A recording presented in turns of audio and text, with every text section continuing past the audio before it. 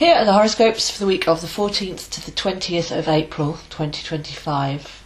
So we have lots of positive movement this week, and we're preparing for some very big things that are coming up as well. So just to set the scene, we're all aware of the fact that Pluto moved from Capricorn to Aquarius in January, and that brought us from the old to the new, raising our conscious awareness, changing our frequency, and giving a sense of hope and new vision for the future. So Pluto's the furthest planet away, 16 years in each sign, but entering into Aquarius in the age of Aquarius has been and still will be very significant. So that's the early degrees of Aquarius now. But then recently we had Neptune move into the early degrees of Aries, and those are complementary, fire and air. So they're actually making a really good harmonic at the moment, supporting each other. And as we know, Neptune starting a whole new zodiac cycle of tuning in to higher frequencies, cleansing the body and coming into our sovereignty and spiritual power. So two very big events have already happened this year, but we've got more to come.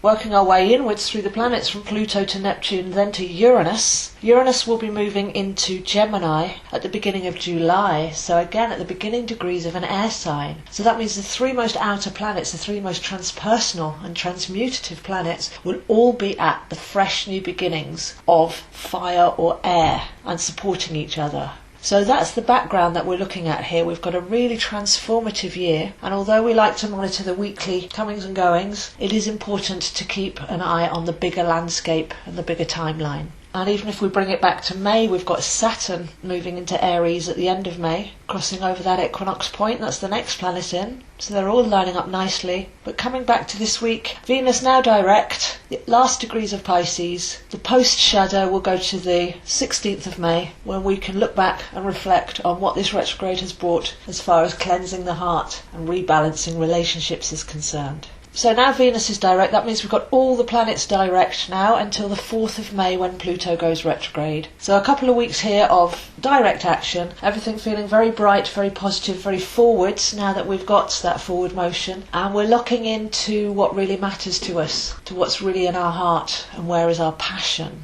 With Venus travelling so close to Saturn, that really does lock that in to the very core of our being. So we've had the first 3 months of this year to really tune into who am I, what do I care about, and get realigned with real passion and vision rather than chasing old goals and dreams. And Venus will head over the equinox point on the 1st of May. So that's yet another planet crossing into the very fresh and vibrant territory of Aries and starting a new zodiac cycle. And then Saturn will follow suit at the end of May, bringing everything out of the Pisces realm and into the realm of new beginnings. So we really can afford to embrace our dreams now. We've found our fire, we've found our passion, and there's a couple of events this week that will help us focus on that in smaller detail. So this week Mercury goes into Aries, meets with Neptune, and we've just had the Mercury retrograde. So we're on the forward path now. Cleaner mind, cleaner ideas, more aligned ideas to our true self. And Mercury meeting with Neptune on the 16th is to put our mind to spiritual things, to actually feel and raise our consciousness, see ourselves as a soul that's visiting this earth rather than a struggling human, and align with our soul vision of what we came here for and why. So that's really powerful. Yet another planet going into Aries. And then on the 18th we've got Mars going into Leo, and that's another fire sign, beginning degrees of another fire sign. So Mars into Leo after a long trip through Cancer has been where we've gone to find what's the passion at the very centre of every cell of our body, and now we can start to radiate. We don't have to think and do first. It's more about feeling and sending that feeling out, the art of manifestation from the heart. So these two indicators are showing me that this is a week of meditation and reflection and feeling for what's really important, what matters to our new true selves. Can even check back on what we cared about a couple of months ago and where we were pushing to go, and how much that's actually changed. Changed our perspective, we've changed our emotional response to life situations, we've expanded our goals and dreams, probably focused them more precisely as well. So very exciting there with Mars going into Leo, hugely creative, flamboyant, and so many planets backing up that fire. Then by the end of the week we have the Sun moving into Taurus. So the Sun has led us through Aries since the spring equinox, now moving into sturdy earth sign Taurus. But as we know, there's a whole team, a whole host of other planets dancing around in Aries,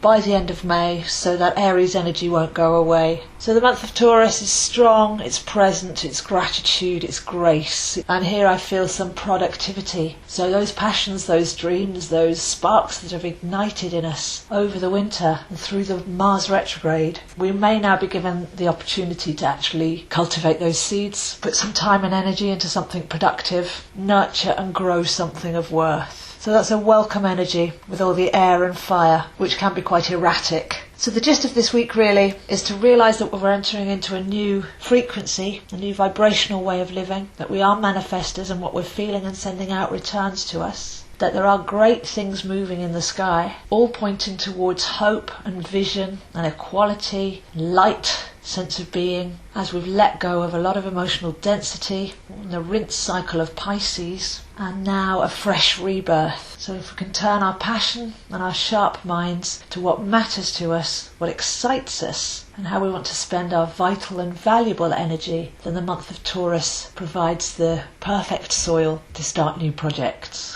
So if you'd like to see where this is happening for you, I am available zoehind7@gmail.com for readings, tarot, numerology, half hour or full hour recorded MP3, covering whatever you like, including coaching. Really, every session is customised. These videos are on my YouTube channel, Zoe Astro, with many others, and I post links on my Instagram, Zoehind7, and Facebook, AstroZoe. So an exciting week. We can feel the exciting times ahead. The springtime of the year is very symbolic on the outside of what's happening on our inside, singly and collectively. We're coming out of the waters of Pisces, everything crossing over that sacred equinox point, and the planets are rebirthing almost on a weekly basis here. So know who you are, know what you care about, know what you desire. We can actually start to put our plans into action, and the results will be very different to if we'd started this a few months ago when our perspectives were smaller and our goals were too. So wishing you a wonderful week, and I'll see you next week.